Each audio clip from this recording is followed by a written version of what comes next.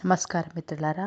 ఆత్మశక్తి, సంకల్పశక్తి సేతు విజ్ఞానాన్ని మనం శ్రీ వివి రమణ గారి రచన ద్వారా తెలుసుకుంటున్నాం కదా. ఈరోజు 4వ అధ్యాయం ఊహాశక్తిలో మొదటి భాగాన్ని తెలుసుకుందాం. ఊహాశక్తి ద్వారా మూల చైతన్యం పరిణామం చెందుతుంది. ఊహాశక్తితో విశ్వంలో కోటాను కోట్ల లోకాలు ఆవిర్భవిస్తున్నాయి. ఊహాశక్తితో సకల ప్రాణికోటి సృష్టింపబడుతుంది. ఊహాశక్తితో భూమి మరి దానిపై గల జీవరాశి సృష్టించబడుతుంది. ఊహాశక్తితో జీవితంలో భౌతిక సంఘటనలు మీ అనుభవంలోకి వస్తున్నాయి. ఊహాశక్తితో మీకు కావలసిన ఆకృతిలో మీ దేహాన్ని నిర్మించుకున్నారు. ఊహాశక్తితో మనోశక్తి భౌతిక పదార్థంగా మారుతుంది. ఊహాశక్తితో అంతర ప్రపంచం నుండి బాహ్య ప్రపంచంలోనికి భౌతిక సంఘటనలు సృష్టింపబడుతున్నాయి. ఊహాశక్తి అంటే మైండ్ పిక్చరైజేషన్. ఆధ్యాత్మికంగా కానీ ప్రాపంచికంగా కానీ ఒక కార్యాన్ని చేపట్టే ముందు దాని తుది ఫలితాన్ని మైండ్లో ఊహించుకోవాలి. అంటే ఆ కార్యం తాలూకు బ్లూ ప్రింట్ను మైండ్లో ఏర్పరచడం అన్నమాట. ఆ కార్యం యొక్క తుది ఫలితాన్ని పొందినప్పుడు మీ ఫీలింగ్స్, ఎమోషన్స్, నడవడిక ఎలా ఉంటాయో మైండ్లో ముందుగానే అనుభూతి పొందాలి. ఇలా చేయడం ద్వారా అంతర్ ప్రపంచం యొక్క మెకానిజం ప్రేరేపింపబడుతుంది. ఆ ప్రేరణ వల్ల శక్తి బాహ్య ప్రపంచంలోకి భౌతిక సంఘటనలుగాను భౌతిక వస్తువులుగాను రూపాంతరం చెందుతున్నాయి.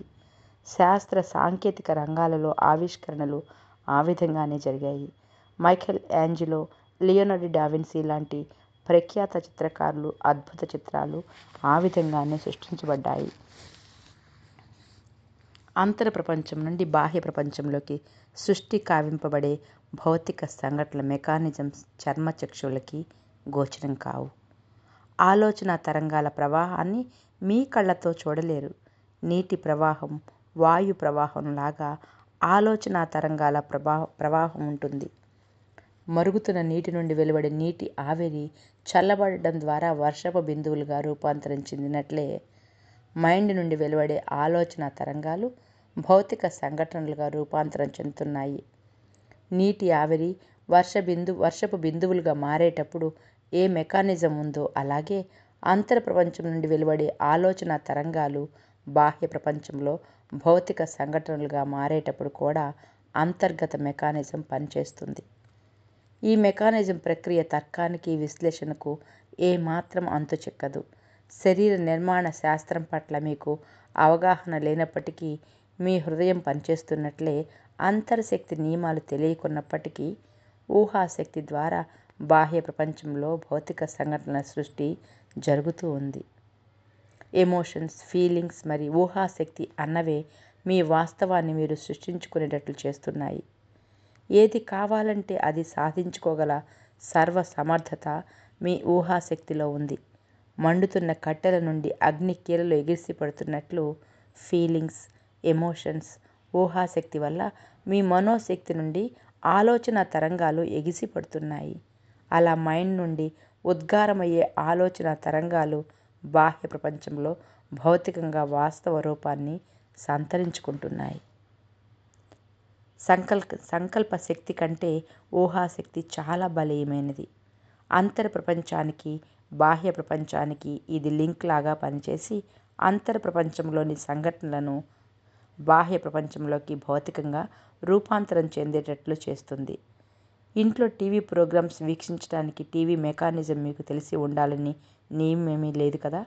అంతర ప్రపంచం నుండి ఊహాశక్తి ద్వారా బాహ్య ప్రపంచంలోకి భౌతిక సంఘటనలు వాస్తవ రూపం పొందేటట్లు చేయడంలో కూడా మీకు అంతర్శక్తి నియమాలు క్షుణ్ణంగా తెలియాల్సిన అవసరం లేదు.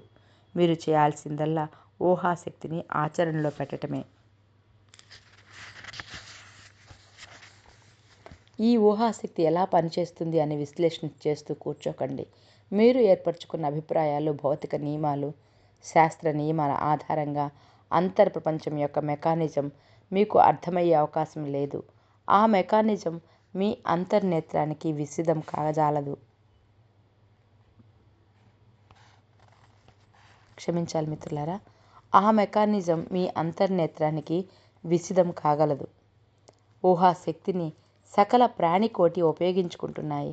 ఎరుకతోనూ ఎరుక లేకుండానూ అవి ఉపయోగించుకుంటున్నాయి. భౌతిక నియమాలు, శాస్త్ర నియమాల ఆధారంగా అంతర్ప్రపంచం యొక్క మెకానిజం మీకు అర్థమయ్యే అవకాశం లేదు. ఆ మెకానిజం మీ అంతర్నేత్రానికి విసిదం కాగలదు. ఊహాశక్తిని సకల ప్రాణికోటి ఉపయోగించుకుంటున్నాయి. ఎరుకతోనూ ఎరుక లేకుండానూ అవి ఉపయోగించుకుంటున్నాయి.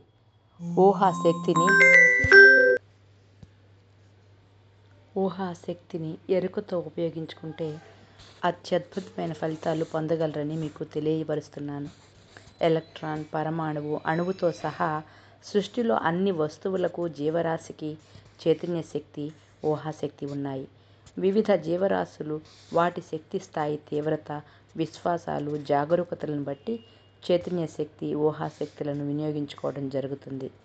ఈ భూమి, సౌర వ్యవస్థ, గెలాక్సీలోని కోటానుకోట్ల నక్షత్ర వ్యవస్థలు అన్నీ కూడా ఊహాశక్తి నుండి ఉద్భవించాయి. మూల చైతన్య శక్తి నుండి ఇవి భౌతిక పదార్థాలుగా రూపాంతరం చెందాయి. చైతన్య శక్తి అన్నది భౌతిక పదార్థంగానూ ఇతర శక్తి స్వరూపాలుగానూ రూపాంతరం చెందుతూ ఉంటుంది. అంతర ప్రపంచంలో చిత్ర రచనకు అనుగుణంగా బాహ్య ప్రపంచంలో భౌతిక సంఘటనలు రూపుదిద్దుకుంటూ ఉంటాయి. ఊహాశక్తిని ఉపయోగించడంలో ఇంటెలిజెన్స్తో ప్రమేయం లేదు. ఒక మనిషి లేదా జంతువు లేదా ఇతర జీవరాశి ఊహాశక్తిని సర్వస్వతంత్రంగా ఉపయోగించుకోవచ్చు. ఊహాశక్తి సకల జీవరాశికి స్వతహాగా ఇవ్వబడిన గొప్ప వరం. మనిషి ఎక్కువ తెలివైనవాడు, తక్కువ తెలివైనవాడు అనే దానితో నిమిత్తం లేకుండా తను ఏది ఊహించుకుంటే అది అంతర్ప్రపంచం నుండి బాహ్య ప్రపంచంలోకి చొచ్చుకొని వచ్చి భౌతిక రూపంగానూ భౌతిక సంఘటనగానూ వాస్తవాన్ని పొందుతుంది.